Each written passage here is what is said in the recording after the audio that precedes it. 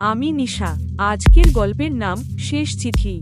একটা ছোট গ্রামের একটা পুরনো ডাকঘর আর একটা চিঠি, যেটা পৌঁছেছিল মৃত্যুর ঠিকানায়। এখন শুনুন সেই গল্প আমার কণ্ঠে। আমার নাম নিশিমা। আমি একটা ছোট নির্জন গ্রামের পোস্ট অফিসে কাজ করতাম টানা 40 বছর ধরে। মানুষের হাতে তুলে দিতাম ভালোবাসা, খুশির খবর, কারো কান্না, কারো অপেক্ষা। দিনগুলো ছিল সহজ, শান্ত, একঘেয়ে, যতদিন না সেই চিঠিটা এসেছিল। একটা গ্রীষ্মের সকালে পোস্ট অফিস খুলে দেখি চিঠির ব্যাগে একটা খাম হলুদ হয়ে গেছে, ধুলো জমে আছে, খামের কাগজটা নরম। চোখে পড়ল নামটা সুরেন চৌধুরী। আমি হতভম্ব, কারণ সুরেনবাবু তো 10 বছর আগে মারা গেছেন। ভাবলাম পুরনো চিঠি ফিরে এসেছে ভুল করে, কিন্তু খামটা খোলার পর দেখলাম ভেতরে একটিমাত্র লাইন লেখা, এই চিঠি যদি তুমি পড়ো, সময় থেমে যাবে। আমার হাত ঠান্ডা হয়ে গেল।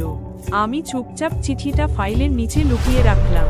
পরদিন আবার নতুন 3টা খাম, 3টে নাম, সবাই এই গ্রামের মানুষ, কিন্তু তারা সবাই মারা গেছেন বহু বছর আগে। এবার আমি আর চুপ থাকতে পারছিলাম না। আমি চলে গেলাম পোস্ট অফিসের পুরনো স্টোর রুমে। সেখানে একটা রেজিস্টার খুঁজে পেলাম, মাটি খাওয়া কাগজ, ঝাপসা কালিতে লেখা। এক জায়গায় থেমে গেল চোখ, মৃত ব্যক্তিদের নামে চিঠি বিলি করো না, অন্যথায় সময় আর বাস্তবতা উল্টে যাবে। সেই রাতে আমি বাড়ি ফিরছিলাম। গ্রামটা অদ্ভুত শান্ত, যেন নিঃশ্বাস ফেলার শব্দও শোনা যাচ্ছে। হঠাৎ একটা চেনা মুখ রাস্তায় হাঁটছে, জয়দা, যিনি 7 বছর আগে মারা গিয়েছিলেন। শিশুরা বলছে ঠাকুরদা ফিরেছেন, চিঠি এসেছিল ওনার নামে। আমি কিছুই বলতে পারছিলাম না, আমার শরীর ঘেমে উঠল। পরদিন সকালে আমি খুলি আরও একটা চিঠি, খামের গায়ে লেখা, প্রাপক নিশিমা রায়। চোখের সামনে অন্ধকার। তারপর কিছুই মনে নেই। কেউ বলে আমি 3 দিন অজ্ঞান ছিলাম, কেউ বলে আমি বদলে গেছি, কিন্তু আমি জানি আমি আর আগের নিশিমা নই।